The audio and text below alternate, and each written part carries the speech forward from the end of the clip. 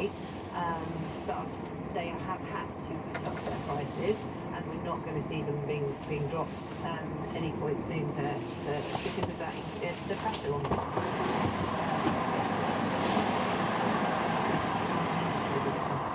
Charlotte, there's a general loss of confidence, isn't there? Travel grew really quickly after the pandemic. Then there was a warning this week from Ryanair that demand has tailed off now. Will this experience of inflation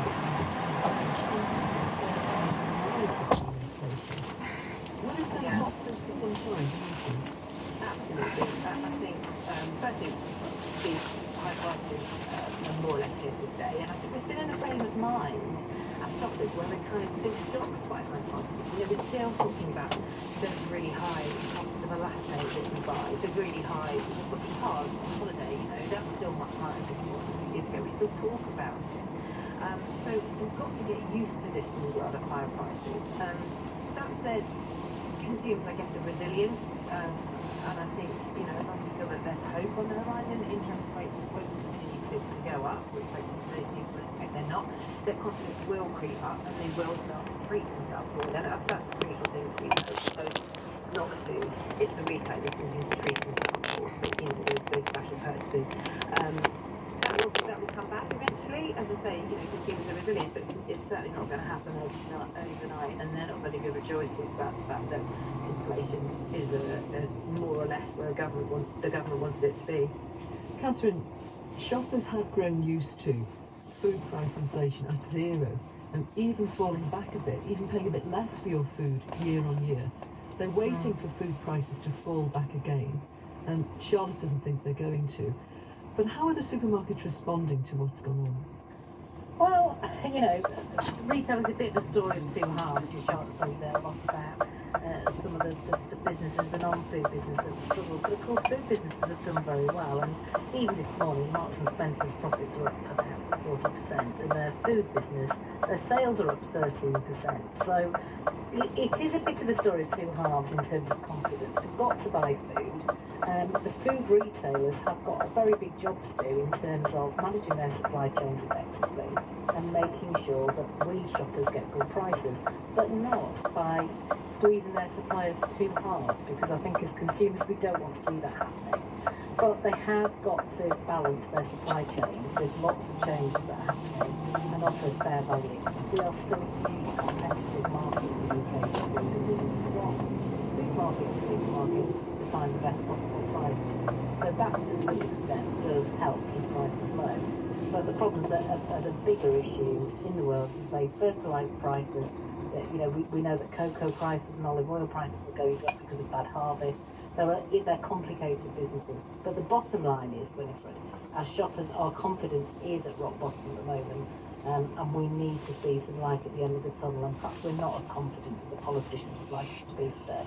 Catherine, the real excitement about these falling interest rates will be felt by people who are about to renegotiate a mortgage. Yes. Yeah. So if you had to put a time frame on it, when would you think that the feel-good factor will creep back? I do think there's a tale of two halves here in people. I think people who are in employment are feeling slightly more confident than those who aren't. I should say that the pay on average over the past 2 years has outstripped inflation.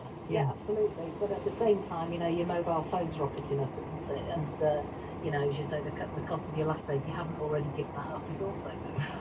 So I think, you know, in terms of how people are feeling, that there are some positive voices in the market, but they tend to be people who are a little bit wealthier and being a little bit more protected.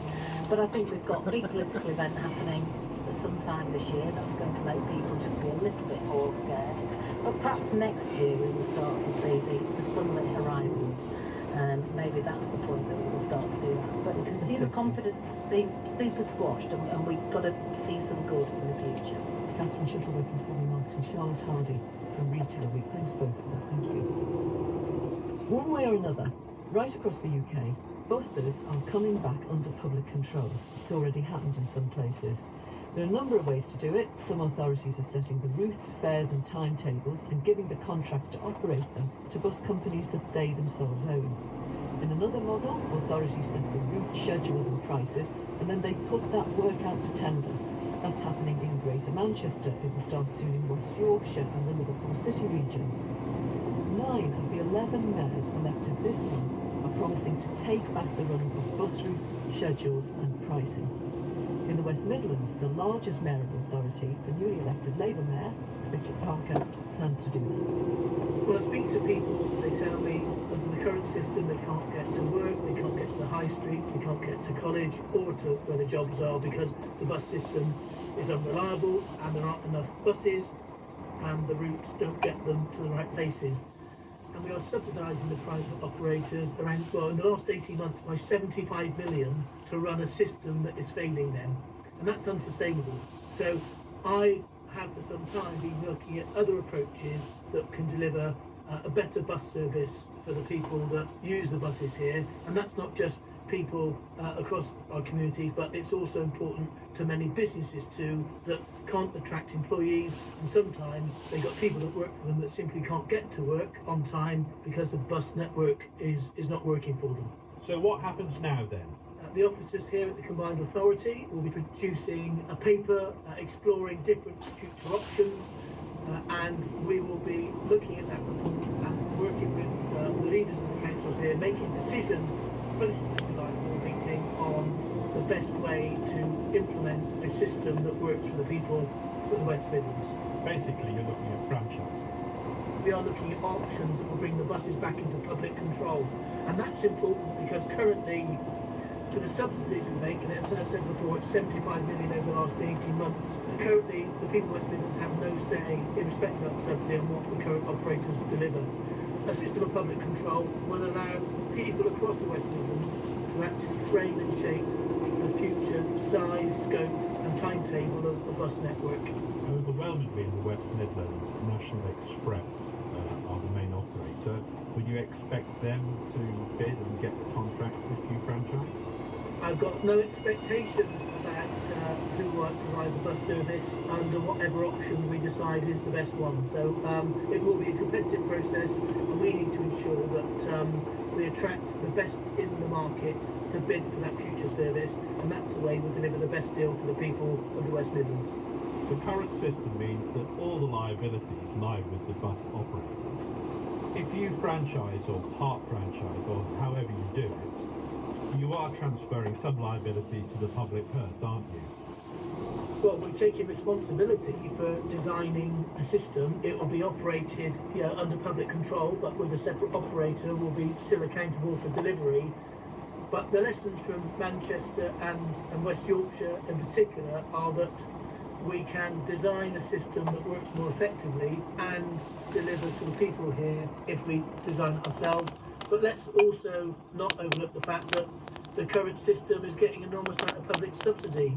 Around 40% of the revenues going to National Express come from public funding, and they've had additional amounts of very significant funding just to keep the system operating in the way it is today, and that's not delivering what the people of West Midlands need. So I believe that there are better operating models that will deliver better value for money and allow this region to get moving again in a way it's not done for the last few years.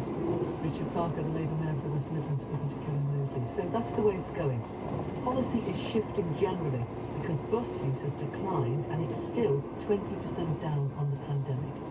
The Westminster Government, pre-pandemic, the Westminster Government is funding a bus fare cap in England. Most single fares will cost no more than £2 until the end of this year. Alison Edwards can speak for the bus operators. She's Director of Policy at the Confederation of Passenger Transport. Sylvia Barrett is Head of Policy at the Campaign for Better Transport. Good afternoon to you both and welcome to you both. Sylvia Barrett, are we seeing then a kind of general recognition that the way the buses have been run with a commercial free-for-all, with transport authorities subsidising the services that they want, that model has failed? Yes, I think the fact that more areas are looking at the form of how they deliver buses means that there's recognition that buses don't work without proper network planning and without proper investment. So the big benefit of franchising is that you've got more dense urban areas where services are more profitable, can then subsidize less dense areas. But with commercial networks, obviously operators will deliver those services where these are most profitable, but there has been a change in perception, I think, with central government and local government recognizing the importance of buses and the fact that it requires funding and investment. So the National Bus Strategy delivered significant investment. We've got a £2 fare cap. So, but more is required to make sure that all places can benefit from that additional investment as well. Sylvia, the big question will be whether elected mayors can get better bus services by designing those bus services themselves, but for pretty much the same money. What do you think? I think the big benefit would be that provision can be planned as a network. So at the moment you have a mixture of commercial services, you have local authority run and supported services, you have community transport operators as well, you have school services being delivered by contracts as well. So if the local authority is looking at all the provision to suit everyone's needs as a network, I think we can plan services better, and that can create efficiencies, hopefully. Alison Edwards, the bus operators took Greater Manchester to court to try to stop them designing their own bus services, setting their own fares and routes, and then offering that service out to franchise. But now your organisation's written to the mayors saying that you will support their efforts. What's changed? I think what's changed, I mean, it's obviously there's a general direction of travel in some of the mayoral authorities about moving towards franchising, and I think where operators are, where we're coming from, is that we really want to concentrate on what is good for passengers. We know that they want fast, reliable journey times, investment in clean and well-equipped buses, and competitive pricing. Now, those goals can be delivered under a range of regulatory models, and operators have worked with local authorities under what are called enhanced partnerships in those areas that aren't looking to pursue franchising, to work together to do those important things that we heard Sylvia mention there, which is plan networks and plan investment, both from the local authority side and from the operator side, to really drive those improvements. And we've seen that, you know, it can work by doing that through a partnership model. So there's places like Leicester, for example. Over the last year, we've seen bus passengers up by over 20% in the last year because of investment in a whole package of measures to improve buses through that partnership. So measures to keep buses out of congestion, to make sure that they are reliable and quick, increasing bus frequencies, investing in electric buses, you know, fares offers and such like, and similarly in places like Norfolk and Portsmouth. But we recognise that there's an appetite in some places, some of the mayoral authorities, to go that step further and go towards franchising.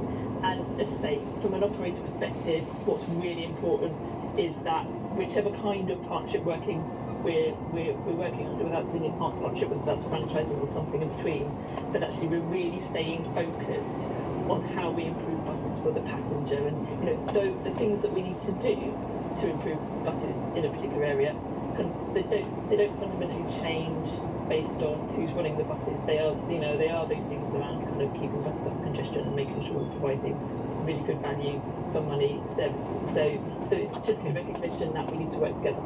Sylvia Barrett, do you accept that passengers are already seeing better services in some places because those services, the planning of them anyway, has come back under public control?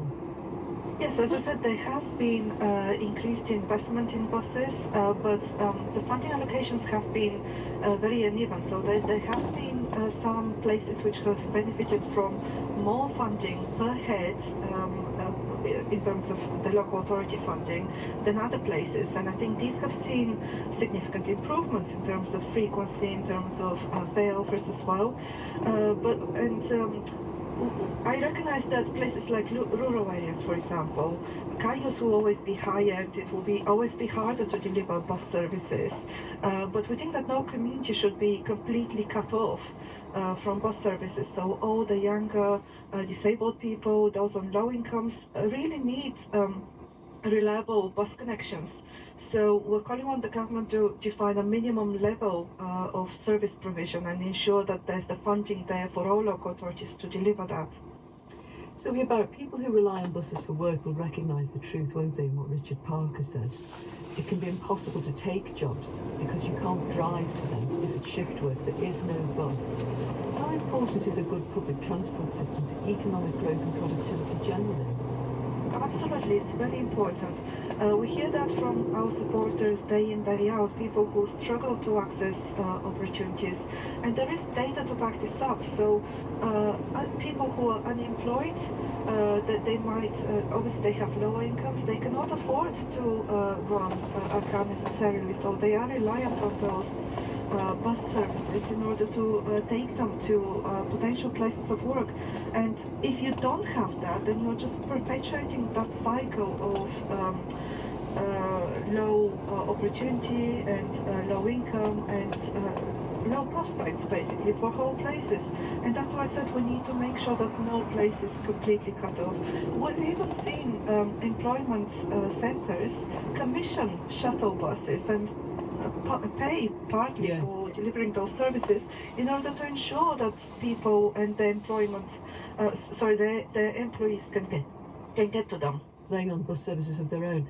Alison Edwards, before we leave it, we have been hearing for years now that technology will come to the rescue of rural areas, that you'll be able to dial up a bus service, that there will be a virtual bus stop outside your home. Is that technology still considered to be the solution, or as Sylvia said, will government just have to set down a basic service less, beyond which we will not fall? So I think whilst technology can certainly help to deliver in rural areas, I think Sylvia is right, and I think what we need in those areas where it's the kind of hard to serve areas where actually it's really difficult on a commercial scale to run a service because of the population densities and such like, to make sure that those areas aren't left behind. I think local authorities need to be given a really clear direction on the socially and economically necessary services that they need to be ensuring are provided in their areas. And then obviously fundamentally, as it always comes down to, they need to be given the funding to help deliver those. Alison Edwards from the Confederation of Passenger Transport, Sylvia Barrett from the Campaign for Better Transport. Thanks both. You're listening to You and Yours, Radio 4's Consumer Programme. It's 29 minutes past 12 now. If you see an item of used clothes that you like online, a jacket say, some trainers, it may be that the seller who is posting it never owned that item themselves. Companies are setting up as wholesalers, selling items for others to post on resale sites. Some of the sites, eBay for example, are fine with commercial dealers, but commercial dealers have to accept returns and provide full contact details. But other sites, including Vinted, don't allow commercial dealers. Depop allows them, but it won't let them supply designer clothes to order. That's to try and stamp out counterfeiting. We can hear now from two people who supply items to second-hand sites that are not their own. Anne-Marie McGonigal runs Another Girl's Treasure in Glasgow, and Jason Carter lives in Manchester and runs Plug Carter. Jason told me how his business operates. Our business models focus on business-to-business distribution of designer products at non-designer prices. So we essentially teach and supply businesses which ranges from 16-year-olds who are interested in designer clothes up to 40-year-old men, women who've been running businesses for a period of time with designer clothes which they do not have to purchase. They essentially use our stock, advertise it, and take a profit doing so. And the way I got into this is I was 15, 16 years old. I had an interest in designer clothing where I could get products at outlet prices to go and realistically start selling on Depop, Amazon, and eBay as well. So yeah. Where does your stock come from? My initial basis was via a very well-known retail store called Flannels actually. I got sort of wind that there was an outlet where faulty ex-display and returned items were going to at massively discounted rates. I could buy it massively below retail prices, list on Depop and see profits which at 16 years old I never really expected really. So you started by going to the Flannels outlet near where you lived. You're Yeah, now exactly. sourcing these same kind of clothes, are you, with slight defects or they're returns that can't be sold again as new? But where are you getting them from? Our supply chain's developed a lot now, so we still work with retailers to buy sort of the ex-display items which are returned faulty, but we've now sort of developed some supply chains to do minimum order quantities within Italy to sort of buy stock which is maybe older lines. We'll also work to purchase older lines from sort of sales companies of Selfridges. We're heavily also involved with the used market industry, where we're trading with other big businesses to buy stock in bulk or liquidate and clear deals from them. So our stock range can vary, but we do have a few sort of more consistent within our supply chain working with retailers. How big is your company now, and how many customers do you have who are then reposting these items on used clothing sites? We work with 800 online businesses. Some of these businesses have 200 customers. Anne-Marie, tell us about your business, because you post clothes online, used clothes that are not your own. My business started really during COVID lockdown when I was a stay-at-home mum with a shopping habit really. And so I started selling everything from my own wardrobe and also my little boy's wardrobe at that point. And in speaking to other people, I realised that I was selling much quicker and much more successfully than other people around me. So I discovered that I had a bit of an infinity with it. My family then started asking me to sell on their behalf. And one day someone said, what is the cut you take for doing this? And it was a real light bulb moment. I thought, maybe there is a market here for this. So I quickly went online, drafted up some terms and conditions, and basically started from there. Where did you advertise for clients? Only on social media. I've Really? never had to do any more than that. I've been lucky, there's quite a few sites in Glasgow where they're for mums and like young girls who reach out to other people for like information and advice, and my business has been shared on there. So that's been really, really helpful. So let me ask you that question. How much of a cut do you take in your new business? Initially I took 50%, but I've since put it up to 60% because I realised obviously I do have additional costs involved. So there's been a bit of a learning curve. How many items would you say you're selling a year on behalf of others? About 200 a week, so... Wow, that is a lot of items. And is it a profitable business? Yes, I'm just coming up to the first year, so time will tell at the end of the first year, but yeah, so far so good. Jason, Vinted told us it doesn't allow commercial sellers on the UK site at the minute, but it is planning to start a commercial membership soon. Do you have people who buy from you and sell on Vinted, even though strictly that isn't allowed? We do have members who do try and sell on Vinted. Like the important word there is try, and there's no fee on the seller's side. It means the prices can be very competitive. So it's probably the easiest marketplace to enter straight away into and sell designer clothes. However, you can only get away with it for so long because, like we say, it has to look like you're selling personally, meaning the items have to be in hand, and you have to take several photos and send barcodes and so on with Vinted. As soon as it looks like it's a commercial platform to sell on, they shut, which makes sense. It does absolutely make sense why they sort of do that. eBay made all the selling of used clothes free, even if it's used but with tags, new with tags. Vinted, as you say, has done that for free until now. If it's starting a commercial membership, that sounds like they'll charge for it, doesn't it? Yeah, absolutely. And if I'm honest, I think it's not a bad thing. There's a lot of scamming going on. And this could be the sense of where a client will send a design item out on Depop. The consumer is then claimed that the shoe is either faulty, not new, or hasn't arrived. And then you have issues to deal with. So for me, that commercial membership is going to sort of mitigate a team that can deal with these issues.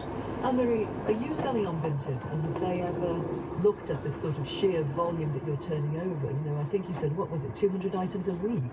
I haven't had any issues with Vinted, but there's a variation on what I'm selling on there, so I don't think there's any patterns.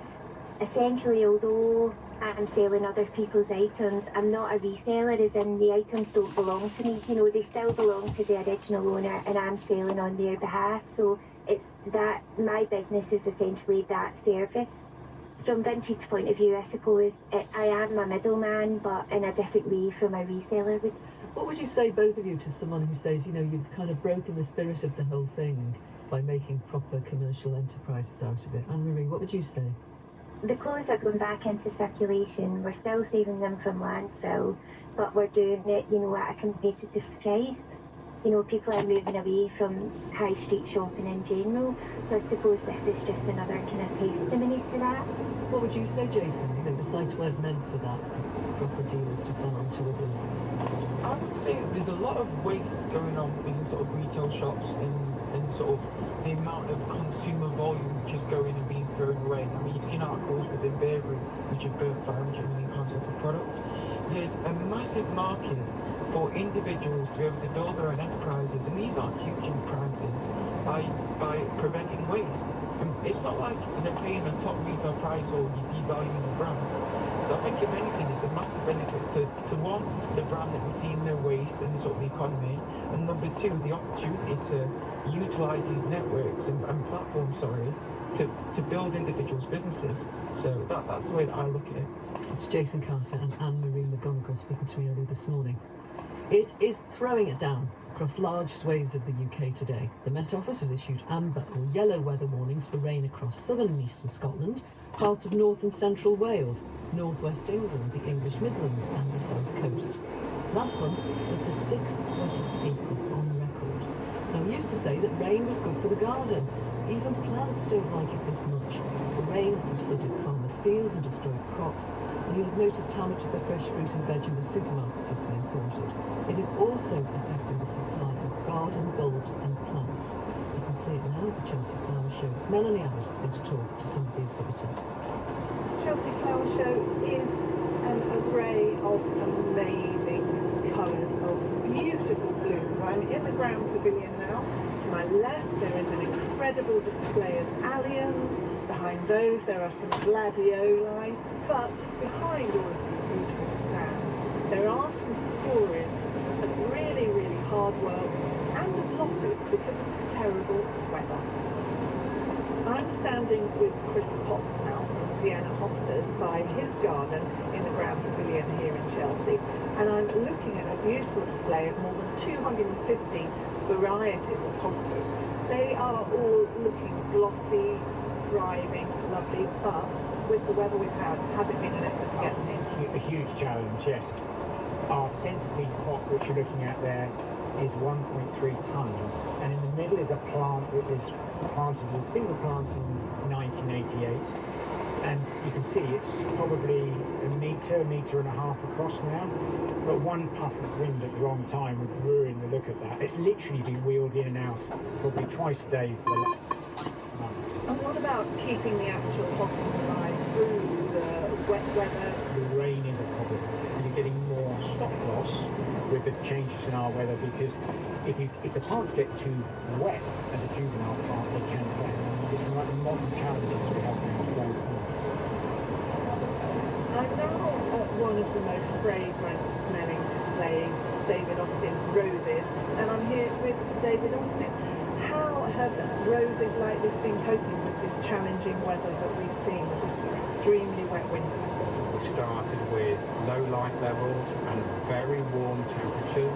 So from a Chelsea Flower Show point of view, the roses moved alarmingly quickly. We then had to slow them down more than usual. We have 3 climate zones within one greenhouse, then we have a shade house, and then we've got open airs. It's constant moving of roses from different temperature zones. The commercial rose growing in the field last year was a very, very wet season during the budding period, which is June, July. That moisture really affects the take of the crop. That has a big impact on our business. By how much did it change? Nearly 20%, which is the biggest I've ever known. It may not end up quite as hard as it sounds, because, you know, if we have a great summer, fingers crossed, that you can still catch up a little bit on that, but it's certainly massively challenging. And a great summer is dry and sunny? Dry and sunny, yeah. Obviously drought has been the other problem in previous seasons, but we've always managed to have enough water to be able to keep the crop going. We do have irrigation, have a huge reservoir, but we did get to the point where we were concerned that we wouldn't have enough water. That is unlikely to be a problem this year. But looking around here at your wonderful display, you've managed to get plenty through. I mean, is it going to affect prices and things like that going forward? too early to say. It's too early to say. But I mean, I think on the breeding side, if the weather is going to be as challenging as it is now, our work is always about trying to breed disease-resistant roses, and I think the job is getting even more challenging, but I'm confident we can still breed more resistant roses. You'll be watching the weather for the next few months. We're growers. We call ourselves rose farmers. The weather is everything. For some, the weather's meant they haven't made it to the show this year. Chris Blom is from Blom's Bulbs near Bedford. We've been exhibiting at the Chelsea Flower Show cut flower tulips since 1948. This year we are taking a year off. It's definitely emotional. I remember the first time I was in Chelsea I was 5 years old, so quite a long time. And it is definitely a bit strange not being there. A lot of it is due to the rain that we've had. It has affected about a quarter of the tulips that we brought for the show, about 25,000. I mean, it has rained almost non-stop since July. They're quite happy with a wet spring, but they don't like to sit in water. The rain has just sat this year. But there are also economical and other reasons involved as well. But we are hoping to be back next year. I'm now on my way past the Japanese garden, complete with Singer, to meet Lynn Moore of More and More Plants. We really struggled the winter of 2021-22. In the November we were still in the 20s, and then almost overnight we went into quite heavy frosts. And we don't think that a lot of our woodland went into dormancy, and I think the shock of that, then prolonged cold and wet, just finished them off really. It was probably a loss of between £20,000 and £25,000. How can a business like yours sustain that? It was heartbreaking, to be honest, because a lot of it was stock that I'd grown before I was an RHS exhibitor. So it's like losing a part of the family, really. But I did shed a few tears, and some varieties just were not commercially available anymore. We didn't have any show plants, we had no stock plants at all. Lots of lessons that have been learned though, although we probably should propagate in the autumn, we are leaving it to spring.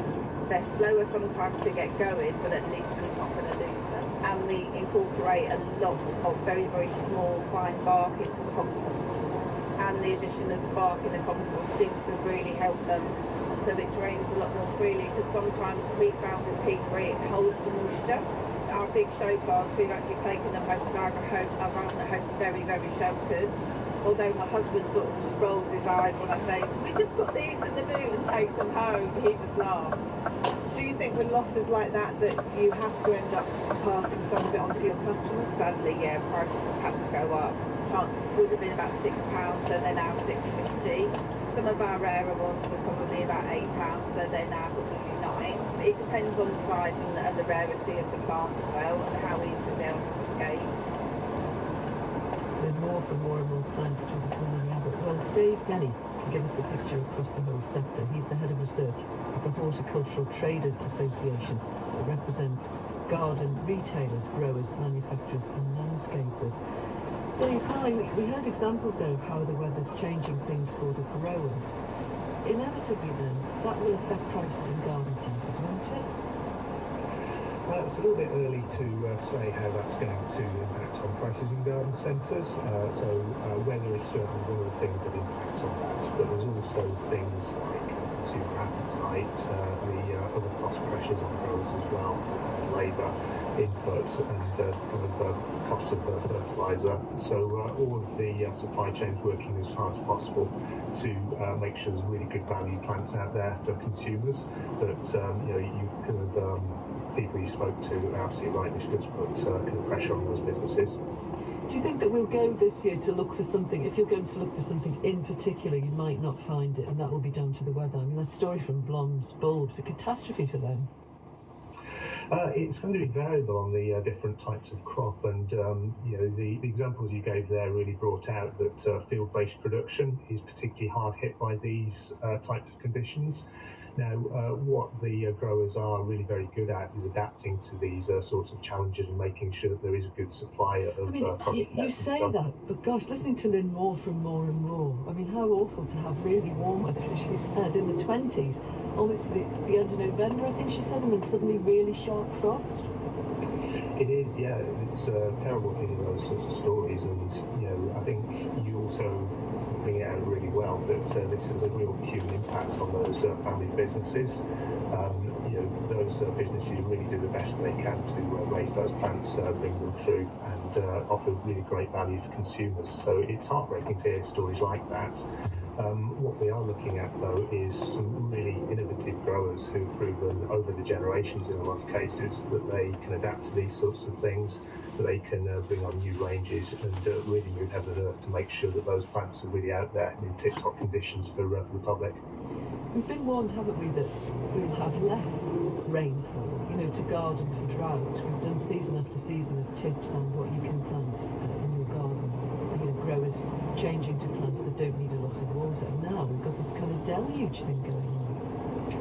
It really is, I suppose, a result of the climate emergency that we're in, really, and what we're seeing more and more of, and what our growers and retailers are beginning to adapt to, is that variability in weather. So long hot summers, sudden rainwater events, and that is really starting to impact not only on the types of plants that are being produced, but also on consumer tastes and an appetite for different ranges in their gardens. Well, the growers have to put this stuff under cover. If you think, how would I, if I made a living from this, how could I possibly respond to this? The woman from More and More Plants is bringing stuff for Chelsea home in the boot of the car to put it in their own garden. It's about adaptability, and there's certain crops where you can't produce them under cover. The examples you gave around bulbs and field-produced crops, there's only a limited extent to which those can be brought under cover. The types of plant that you or I would see in the garden centre would be either produced in the field or in glasshouse and containerised production. So will we be importing more? We imported a lot, didn't we? Always have imported a lot from places like Italy and Holland. It depends on the variety. So we do import plants, and we're likely to need to continue to import plants, not only for the retailers but also for the plant material that the growers use to produce crops for the UK. So that's likely to remain a need. But what we also find is that adverse weather, European heat waves, they're not limited to the UK. So the whole supply chain really does need to adapt to these sorts of events. And just very briefly, what about the people who are the landscape gardeners and designers? Are they having to adapt what they do? Very much so.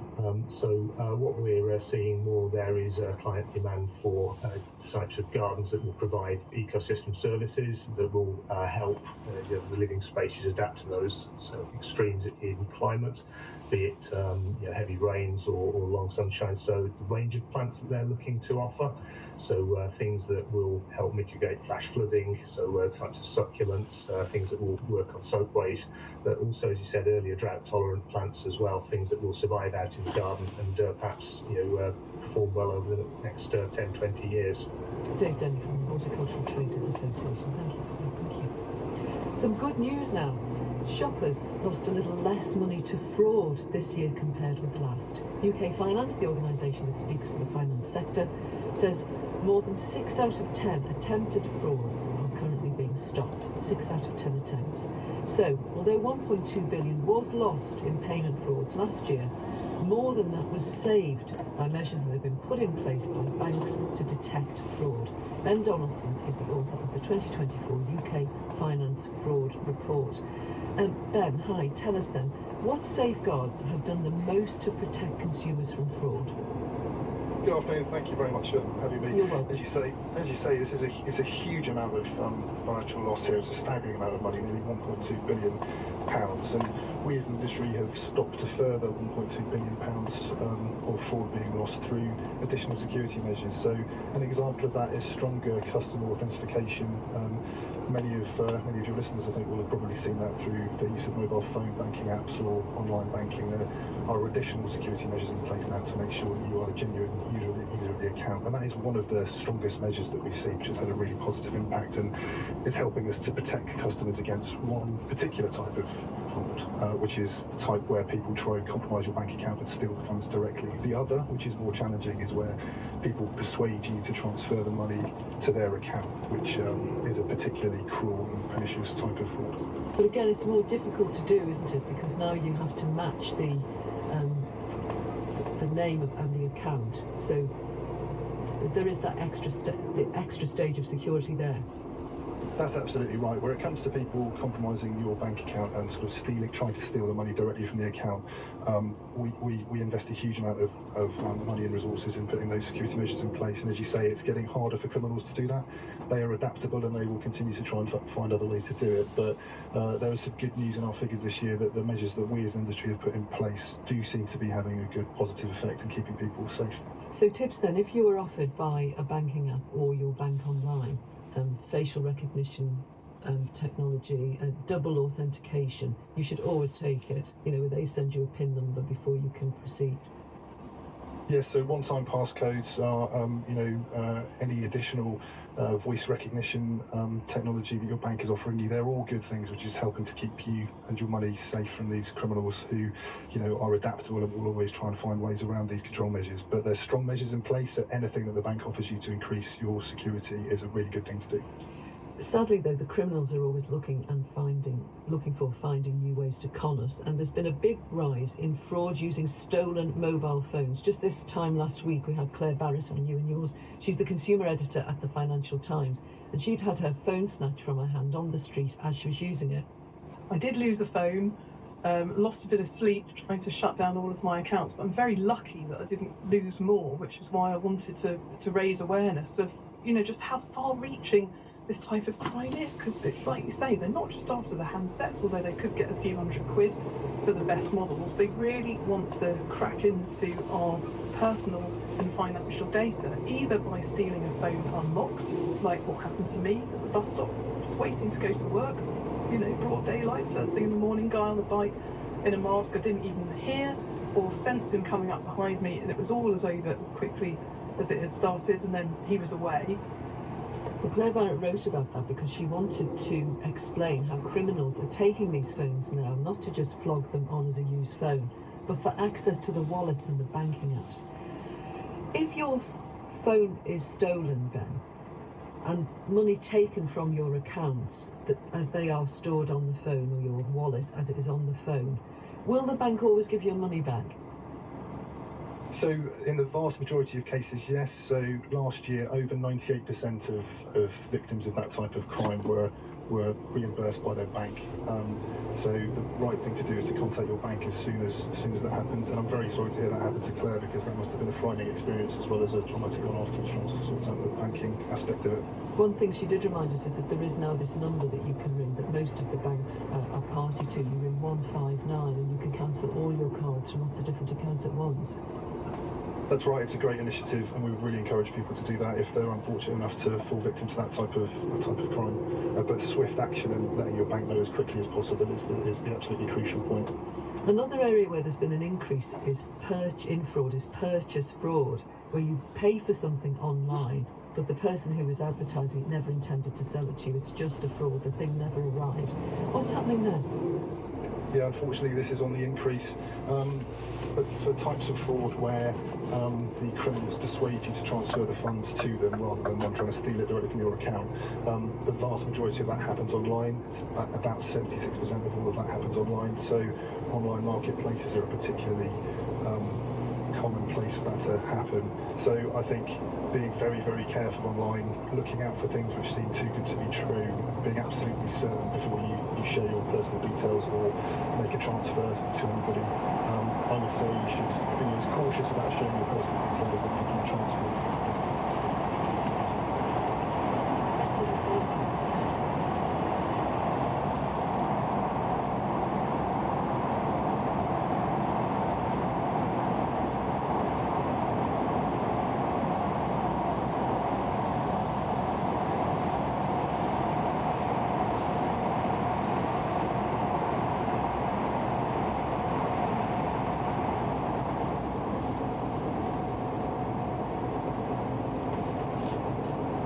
So I think the key is consistency across all of the different online platforms. So we've seen some good progress by some, as you give an example there. I think, and again, you've pointed towards one of the big issues, such as where people are asked to switch between platforms. That can be an indicator which suggests something is going awry.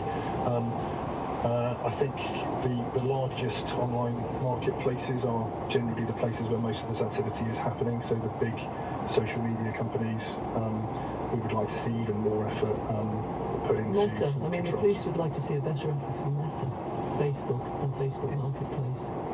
So Facebook Marketplace is obviously a very, very widely used marketplace platform. We would like to see much tighter controls on there. We'll have to leave it. Ben Donaldson from UK Finance, thank you for that. Tomorrow it's a Gap Finders programme. I'm going to be talking to Chris Sheldrick. He's the founder of What 3 Words. It's a location app that's used by millions of people right around the world.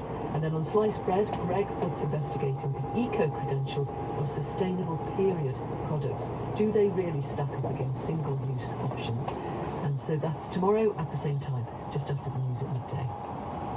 You and Yours was produced by Kevin Mosley. The studio managers were Mitch Goodall and Kelly Young. Earlier in the programme, we heard about the impact of the weather at the Chelsea Flower Show. What about the prospects? Here's Stavronis. Thanks very much, John. Good morning to you. Good afternoon to you. It's looking very wet across the country for today and into tomorrow. This area of low pressure, which has come up from the near continent, has parked itself across the UK, so the rain will be persistent and only slowly easing as we move through Thursday into Friday. So some very wet weather around. Risk of localised flooding could cause some travel disruption for some. Met Office have issued a number of warnings, yellow warnings, for rain across the UK, including a yellow warning for thunderstorms likely to develop across southern counties of England through the day. However, more concern is for an amber warning, which was issued across parts of North Wales, parts of North West England. That includes Cheshire, Merseyside, Liverpool, Manchester, much of Lancashire until midday tomorrow. So persistent and at times heavy rain could lead to some localised flooding here. So stay tuned to the forecast for any further updates on this. For the rest of today, though, for England and Wales, it's going to be cloudy for pretty much all areas, with the exception of southern Cornwall at times, which may see a little bit of brightness. Most places will be cloudy and raining, with the wetter spots northern England, North Wales and the Midlands. Heavy showers and thunderstorms are expected to develop this afternoon across southern England. This could produce some local downpours in places, and winds will be fresher today than what we've seen of late. Northerly winds, particularly moving down the Irish Sea. So a cool day to come. The temperatures range from 13 to 17 degrees, but feel cool than that if you're trapped into that heavy rain all day. Scotland, Northern Ireland, it's been a largely dry morning, but rather cloudy for most areas, with rain pushing in from the east across Scotland through the day. Northeasterly winds also picking up as well. But Northern Ireland, dry at the moment. We'll see rain pushing in later today. It will be turning wetter though here through the evening and tonight. Temperatures across Scotland, Northern Ireland, 12 to 16 degrees.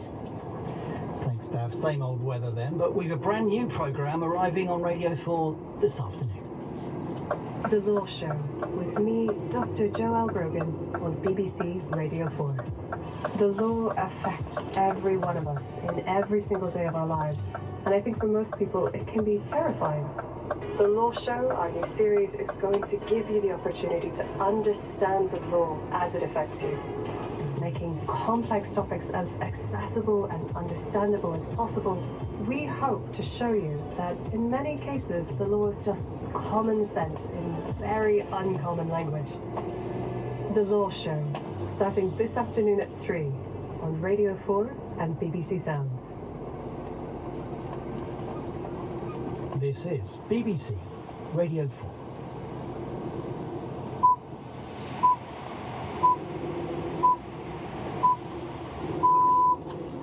Hello and welcome to The World at One, with me, Sarah Montague. The former boss of the Post Office becomes tearful as she admits the evidence she previously gave to MPs wasn't true. Personally, I didn't know that, and I'm incredibly sorry that happened to those people and to so many others. She has also apologised directly to the postmasters wrongly blamed for theft as a result of the faulty Horizon software. We'll speak to one of them. Da, acum te aud. Da, zi. Păi de ce mai sună dacă nu vorbești? Da, dar eu am mai sunat după celălalt telefon, eu te-am sunat înapoi. Ce vrei să spui? Am venit un mesaj de mesaj, da, nu știu ce, să întreb. Ah, ok, dar mai sunat pe celălalt și nu pot răspunde că nu înregistrez cu el. În cauza ăsta. Da, zi-mi ce vrei să zici. De ce nu se întrebarea, da? Păi, da, nu știam ce vrei să zici. Că m-ai sunat pe telefonul celălalt pe WhatsApp. Nu, nu știu ce vreau să zic, eu nu te-am sunat. M-ai sunat pe celălalt număr. Nu, pe celălalt. Da, pe WhatsApp mai sunat. Pe WhatsApp mai sunat. Da, atunci căutare ceva. Ok. Dacă ai găsit, ok, da, bine. Eu înregistrez și vocea noastră. Înregistrez. Da, ok, bine, Doamne ajută. La revedere, pa, pa.